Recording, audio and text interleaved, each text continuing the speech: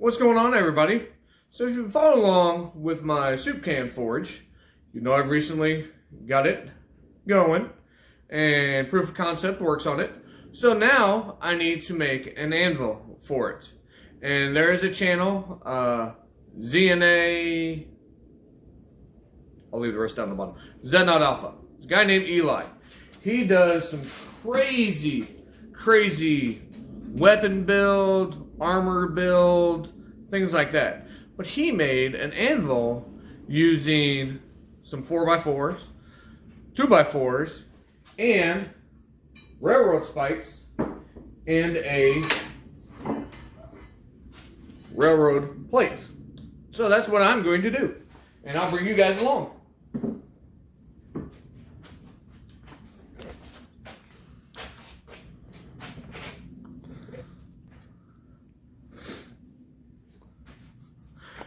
Alright, so here's my material right there. I've got two 6-foot 4x4s already cut into 3 feet lengths. I've got two 8-foot 2x4s. They're cut down to 4 foot just to make it easier to put in my truck. And I'm going to cut them down to the lengths that I need to. And then I got some screws and whatnot. Going to be using my miter saw back there in the back. And here we go. If you haven't noticed, I'm wearing my Colorado Bushcraft apron. Kind of handy because it's got pin holders right here. So, mark off 2 feet.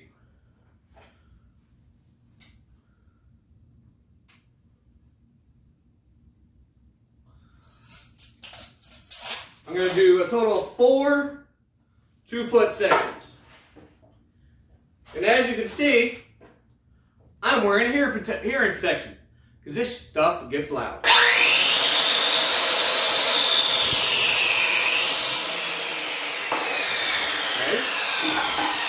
Our first cut.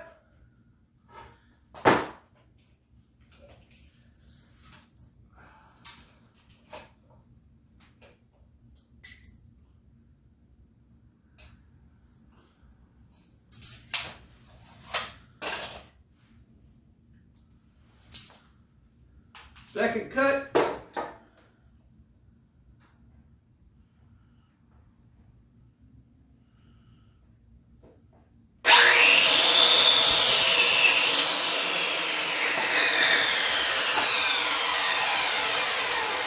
Perfect cut.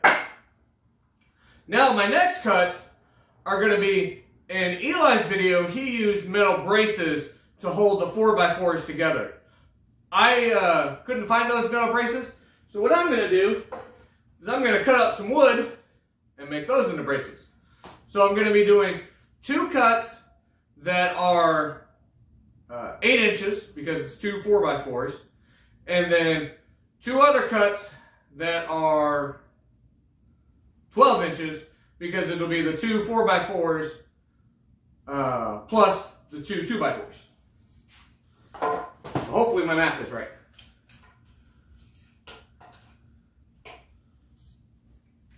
Make the first cut at 8 inches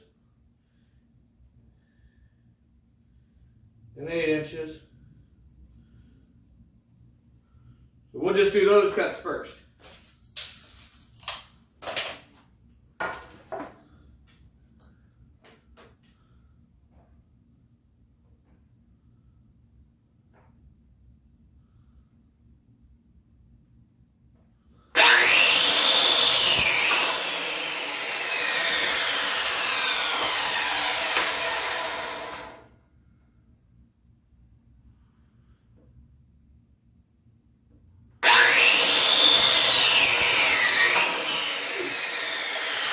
A nice knot.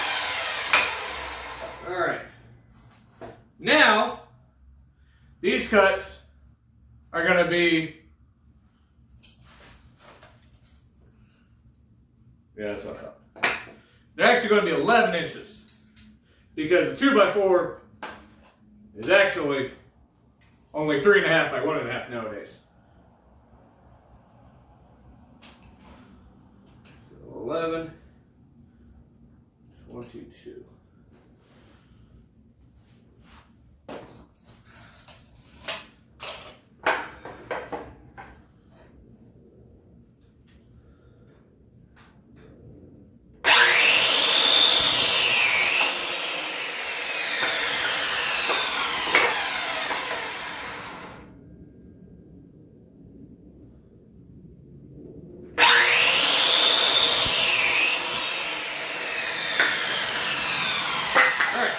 So, let's go over our stuff real fast.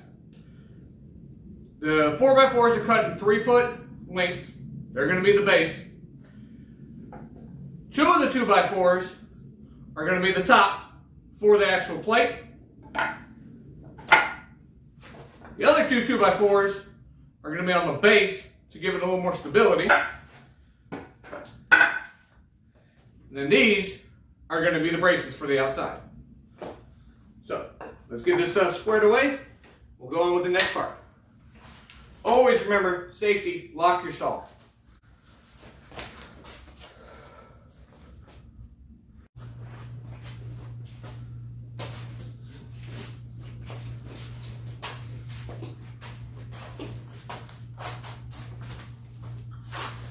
Alright everybody, so my next step is, I've got these pieces of 1/4 MDF, and I wanted to get a 1/2 inch, but they didn't have any, so I got a 2x4 by 1/4, and I'm going to screw them together.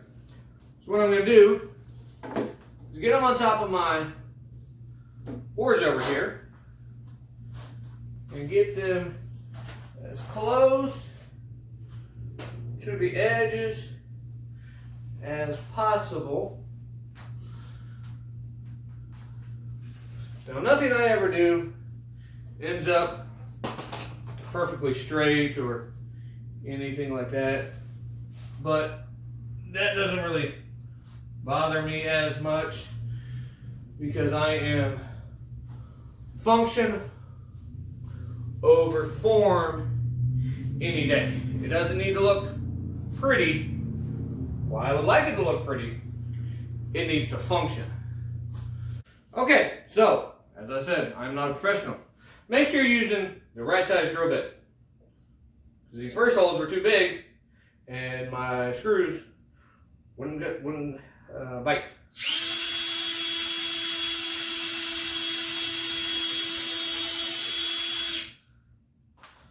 So, let's try round 2.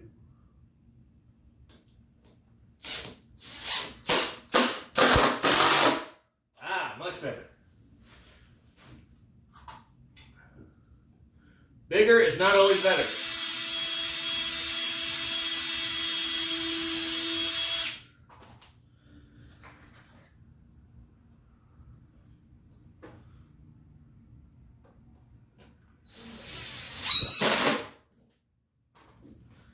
All right, rinse and repeat, bring you guys back.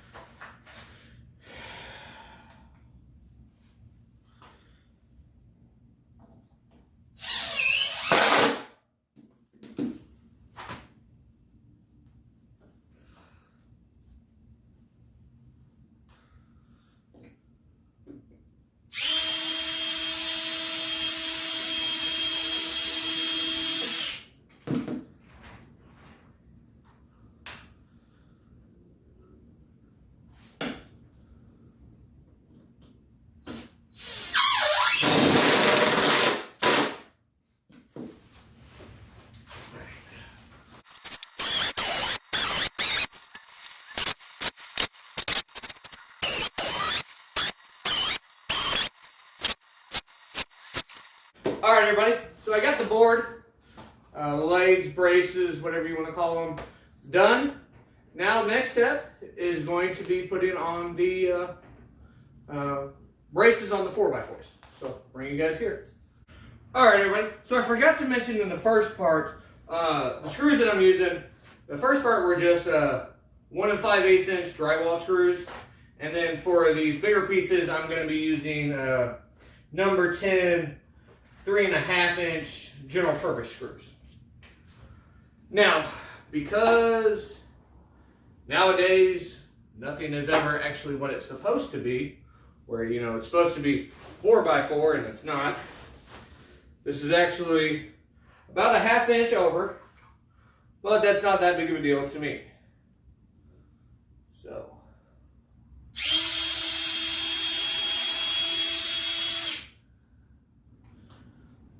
I'm going to do one screw at a time.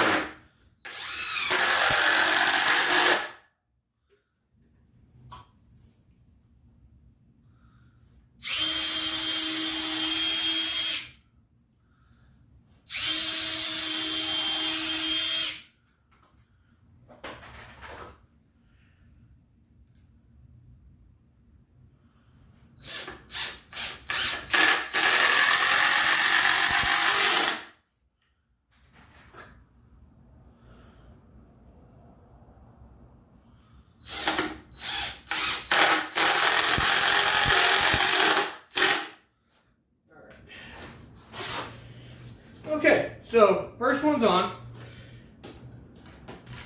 Now, since this stuff is a little over, I'm going to do the other brace and make sure that I do it just a little bit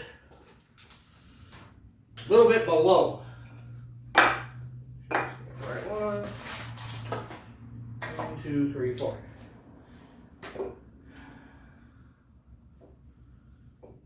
There we go. Oh.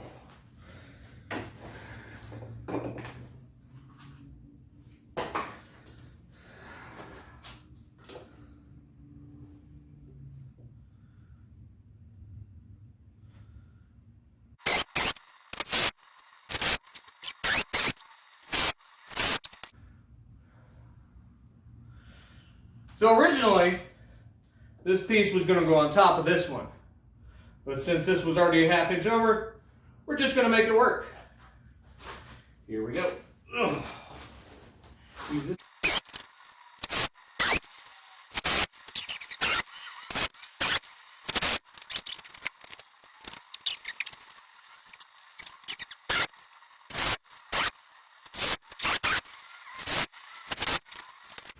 All right, she ain't pretty, but she should be functional. Now I got to go get the wife to help me so that I can get it stood up and screw in the base. All right, everybody, you can't really see my head. I got the lovely Mrs. HH here wearing some headphones because she gets migraines and she kicked my butt with all this stuff. So I've got this roughly halfway here. I've got it up against the edge because my weight is going to be back here in the back as the counterbalance to it.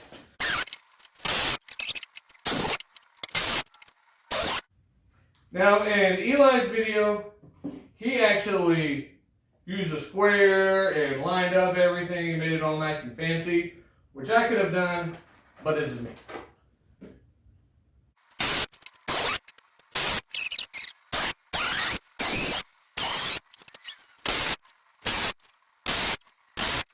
All right, everybody, so you see I just kind of got the screws there to hold it in place.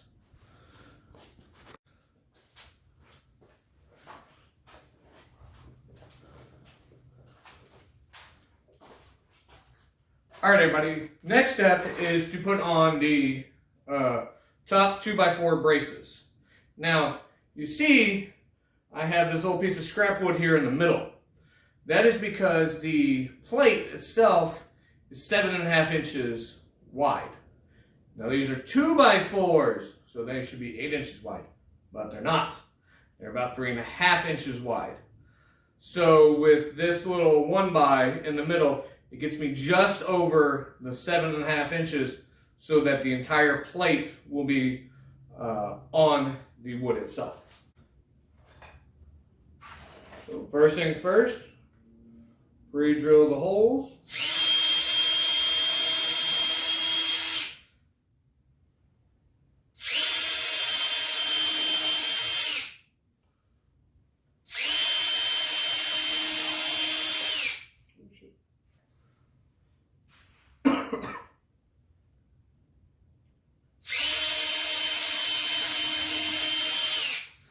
Now my plate is a little different than the one that Eli uses.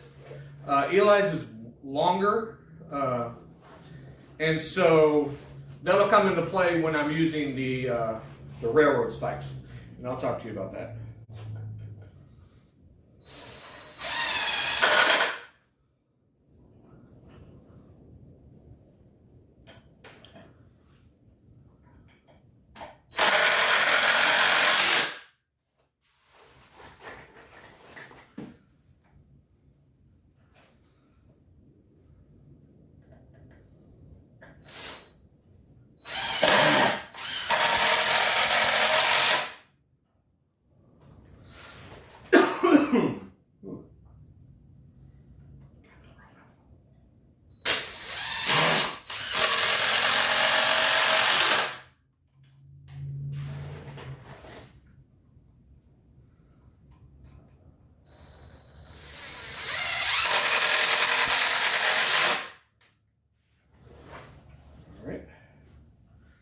Rinse and repeat.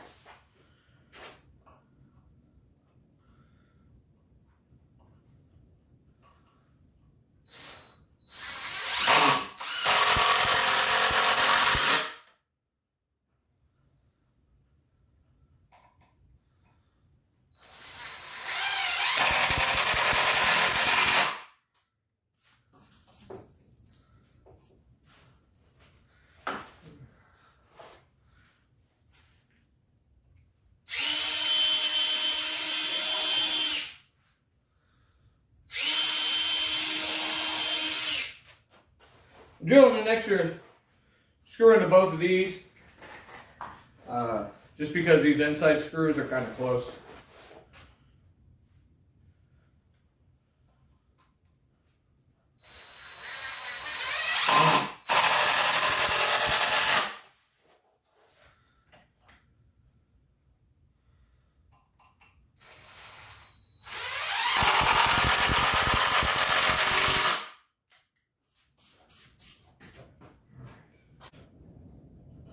All right, there are the screws to hold down the 2x4s. And next step is to put on the plate. All right, with Eli's plate that he has, as I said, it was wider than what mine is. So you can see that those squares, those holes, are going to be going into the 2x4 check, the 4x4s themselves. His was wider, so he could just drill the holes and nailing through the 2x4s. At least I believe it is. But we're going to make it work, and I will show you how.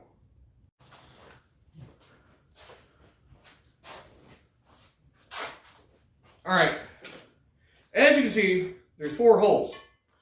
Right now, I only have 2 spikes. So I'm going to make them catty-corner to each other. So I got my good old Sharpie. And I'm going to mark a hole, mark a dot as close to the center as I possibly can. Then what I'm going to do, I'm going to take my wood spade and drill a hole.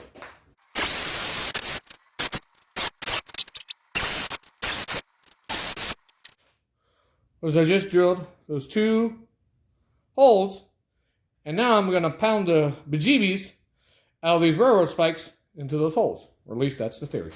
Don't you hate when you know you have something and you can't find it?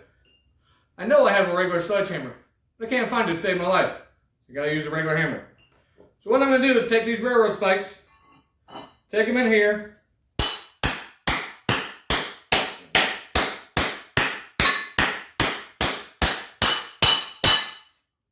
slam them down. This one's a little bit bigger, so we'll see how this one goes.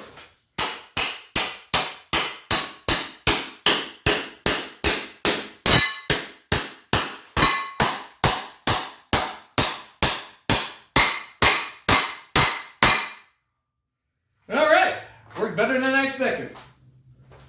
Alright, nice and secured. Gonna get it cleaned up, bring you guys back.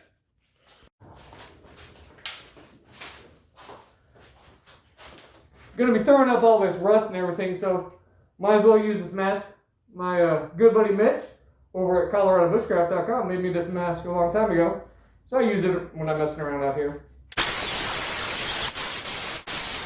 Alright, you can tell the difference between where I used the wire wheel and where I didn't.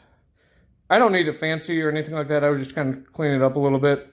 I'll probably hit it some more after the battery gets charged up. But that is your DIY Anvil. It cost me about $30, I believe, for all the material. And yes, I know, it doesn't look pretty, but it'll work. And honestly, you could probably do this completely for free if you can find pallets that are 4x4.